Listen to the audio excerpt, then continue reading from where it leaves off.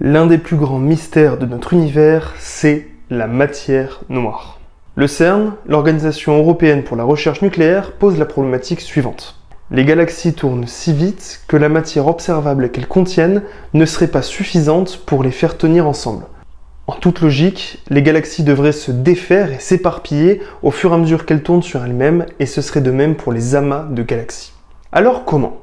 Comment les galaxies réussissent à rassembler et à conserver autant de planètes, d'étoiles et de matière autour d'elles sans que ces dernières ne s'échappent dans l'espace et partent au lointain? Il y aurait une matière qui n'est pas encore détectée, qui donnerait aux galaxies une masse supplémentaire et donc un surplus de gravité, de force gravitationnelle, et qui permettrait aux galaxies bien tout simplement de ne pas se décomposer. Ce serait donc la matière noire. Mais pourquoi n'est-elle pas visible alors? Eh bien tout simplement, d'après les scientifiques, cette matière ne serait pas sensible à la force électromagnétique.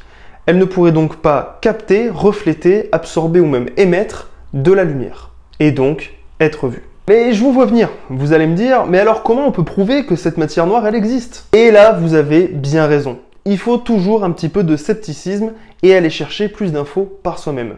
Hop, partez pas de suite, car les agences spatiales ont envoyé le satellite Euclide percer les mystères de l'énergie noire et de la matière noire. Et je vous invite même à aller chercher plus d'infos tout simplement dans notre podcast Odyssée spatiale, épisode 10 de la saison 5 avec Pierre Cazenove, un expert qui nous vient du CNES. On lui a posé toutes nos questions et il lui a répondu avec beaucoup de passion.